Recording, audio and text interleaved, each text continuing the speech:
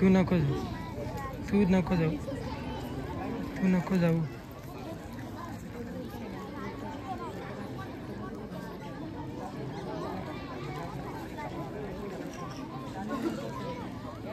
Class को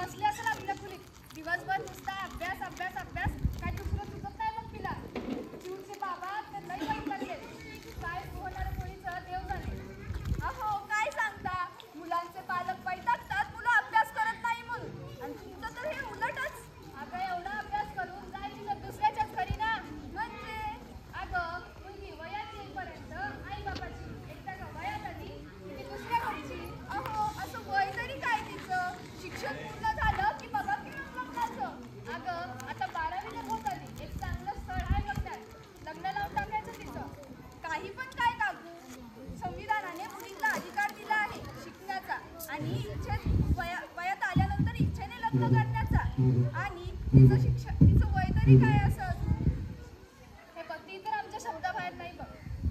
काकू पण नाही ताई कधी आली कशी आहेस किती बरं वाटलं तुला पाहून. शिव मी ठीक आहे तू कशी आहेस. मी पण ठीक आहे. या वर्षी अभ्यास थोडा जास्तीचाच करावा लागत आहे 12वीचं वर्ष आहे ना. हो हो चांगला अभ्यास कर बोर्डात पहिलं यायचंय ना तुला. काय करणार मला मला ताईसारखं मोठे वकील बनायचं आहे. वकील म्हणा जा स्वयंपाक करायचा आहे तुला भांडी पडते. सासरची मंडळी म्हणतील आईनं काय वळण लावलं का नाही हिला. अगं आई मी तुला किती वेळा सांगितलं आहे मला एवढ्यात लग्न करायचं नाहीये. मला अभ्यास करायचा आहे माझ्या पायावरती उभं राहायचंय त्यानंतर पाहूयाच नको लग्नाचं. अहो काकू काय चुकीचं बोलतीये. संविधानाने मुलींना अधिकार दिला आहे शिकण्याचा आपल्या वयात आल्यानंतर इच्छेने लग्न करण्याचा. मुलगी शिकली आपल्या पायावर उभी राहिली 4 पैसे कमावले तर सासर आणि माहेर अशा दोन्ही कुटुंबाच्या फायद्याचंच ठरेल ना. अगं या सगळ्या बोलायच्या गोष्टी गावाकडे असं काही नाही चालत. जाऊ दे तुम्ही दोघी संध्याकाळी गप्पा मारत बसा. चूप कामाला जा. बरं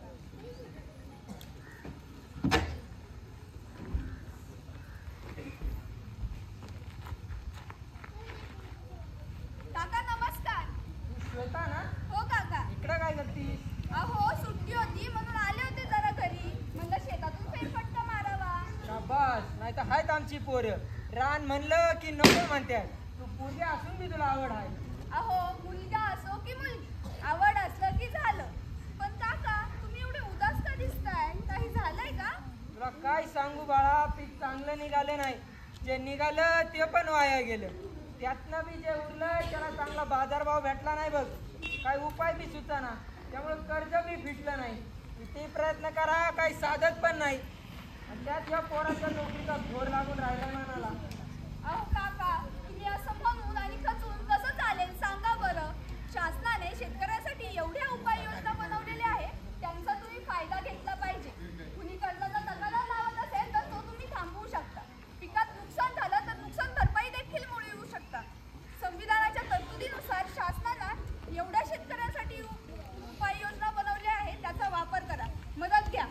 तसंही आपला भारत देश हा कृषीप्रधान देश आहे. ज्या देशात शेतकऱ्याला स्वतःच्या मालाचा बाजार भाव ठरवता येत नाही तो कसला कृषी प्रधान देश? जाऊ दे बाळा, तू नको याकडे लक्ष देऊ, जा तुझ्या वाट्याने.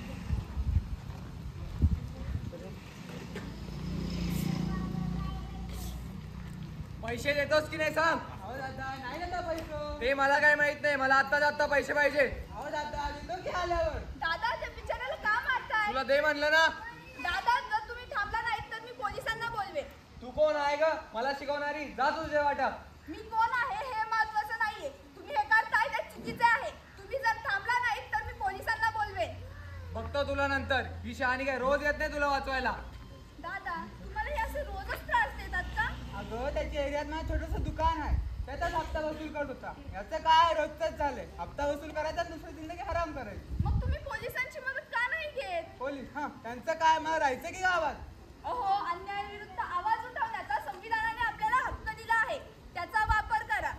तसंही त्याचा एरिया म्हणजे त्याच्या मालकीचा एरिया नाहीये. तुम्ही कुठेही रोजगार मिळवू शकता, तो आपला हक्क आहे. आपल्या हक्कांचा वापर करा. गरीबाला कसला हक्क आणि कसलं काय? कसं आहे ना, अधिकार विधिकार बोलायचे गोष्टी, गुरायच्या दुनियेत खोट्याची चलती. सोड बा, जा तू.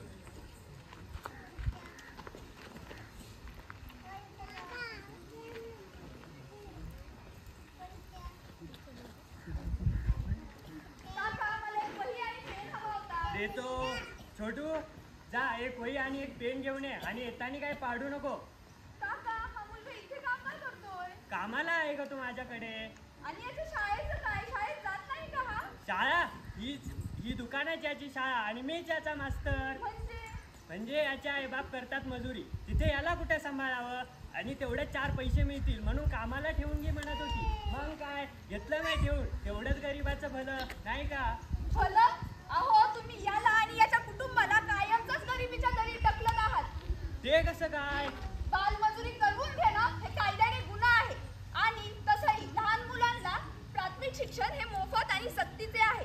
जर हा मुलगा शिकला, आपल्या पायावर उभा राहिला, 4 पैसे कमवले तर नक्कीच तो त्याच्या कुटुंबाला गरिबीतून बाहेर काढेल.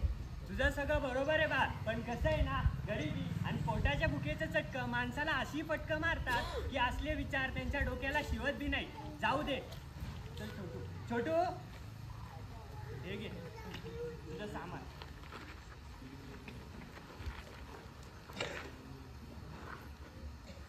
अगं श्वेता, इकडे ना. बोला ना काकू. ये बस की बाळा. अहो बोला ना काकू, काही काम होतं का? काय नाही ग, सहजच म्हणाले. काकू बोला.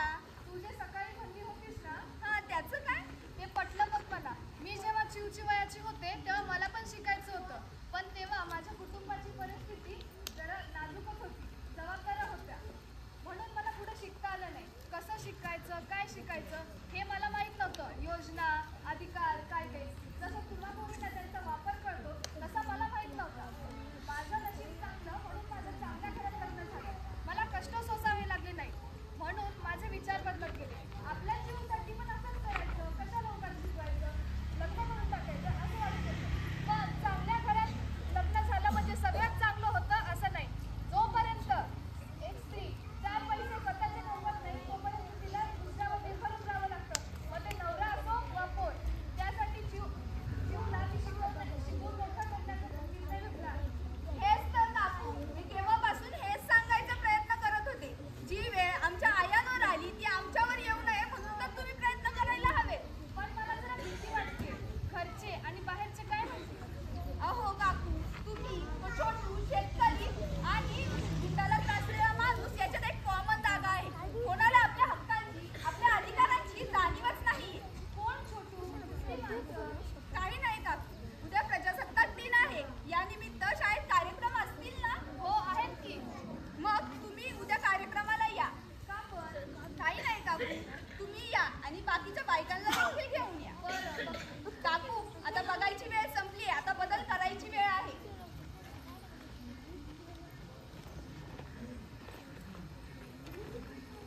ऐका, मला तुमच्या सगळ्यांशी काहीतरी बोलायचंय. काही नाही काकू, विश्वास ठेवा. का करताय तुम्ही हा प्रजासत्ताक दिन साजरा? ए पोरे, का डोकं बिकं फिरलंय का? काय बोलते? हो, बरोबर बोलतेय मी. गाजावाजा करत तुम्ही प्रजासत्ताक दिन तर साजरा करताय, पण तुमच्या अशा रोजच्या वागण्यामुळे प्रजासत्ताक हा दिन होतोय. हे दिन म्हणजे काय रे? दिन म्हणजे तुकडा. लोकांना आपल्या अधिकारांची आपल्या हक्कांची जाणीव नाहीये असे सर्व लोक दीन आणि दुबळे आहेत. शहरात 4 पुस्तकं काय वाचून आली, स्वतः शहाणी समजते काय? अहो त्या 4 पैकी एक जरी पुस्तक तुम्ही वाचलं असतं ना तर मला आज इथे हे बोलायची वेळ आली नसती. काय चालेल काय बोल तुम्हाला सगळ्यांनी अहो गुरुजी तुम्ही 1 मिनिट बघ श्वेता, तुला म्हणलेलं ना की लोक काय घरातली नाहीत बघ. बाबा नो काय चुकलं तिथं? या गावात 4 चांगल्या गोष्टी व्हाव्या पण जो प्रयत्न मी केला तोच प्रयत्न आधी पोरगी करते तर तिला नाव ठेवताय. काल माझ्याकडे आली होती हिरमुसल्या चेहऱ्यानं, म्हणते काय बाबा गावात चाललंय काय बरोबर नाही, हे कुठेतरी थांबलं पाहिजे, गावात बदल घडला पाहिजे, 4 चांगल्या गोष्टी घडल्या पाहिजेत. तर हिला सांगून सांगून दमलो की लोक काय ऐकणाऱ्यातली नाहीत बघ, डोक्यावरची काळ्याची पांढरी झाली पण ही लोक काय सुधारली नाहीत.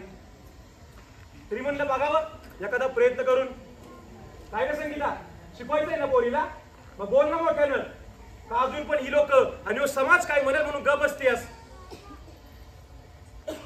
तुझ्या नशिबानं तुला ज्या शिक्षणाच्या संधी भेटल्या नाहीत त्या जर तुझ्या पोरीला भेटत असतील तर कशाला त्या मार्गात कोणा घालते? सावित्रीच्या लेखी ना तुम्ही. पोरगी शिकली प्रगती झाली माहित आहे ना व, आणि प्रगती एका करायची नाही 2 करायची होती. या पोरीला शिकू द्या. काय रे रामू, कृषी प्रधान देशाचा अभिमान आहेस ना तू, माझा खचतो कशाला? समस्या सगळ्यांच्या आयुष्यात आहेत त्या, मग काय असं खचून जायचं का?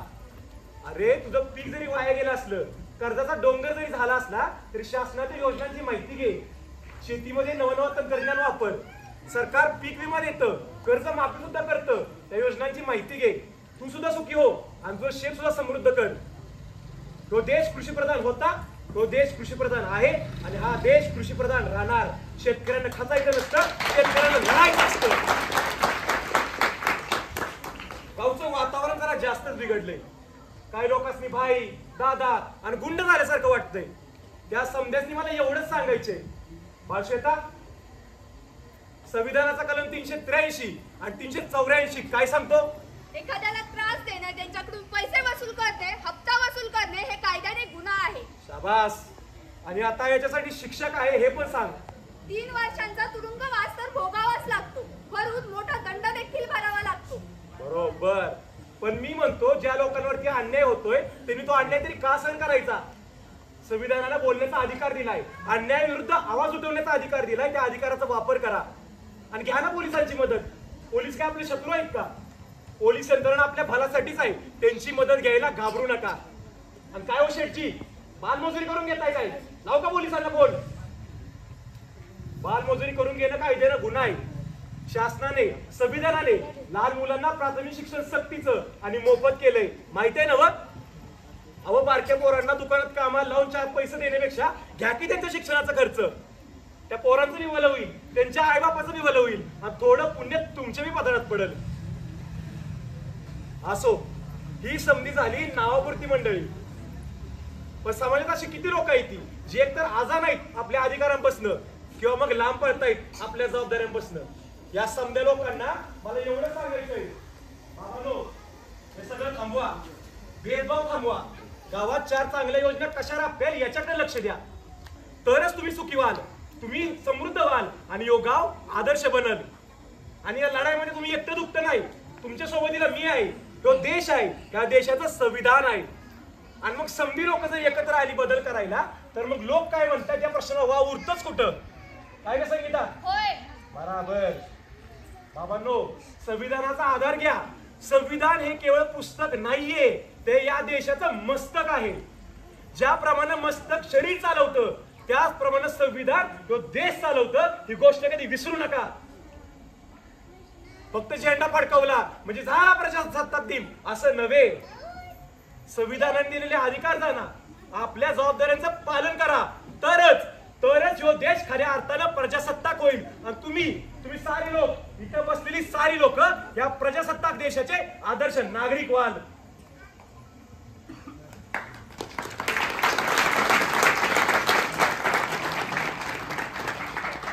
जनतेसाठी जनतेपासून संविधानाचा आम्ही वारसा जपू, हक्कांचा विचार नित्य करू, कर्तव्याची कास धरू.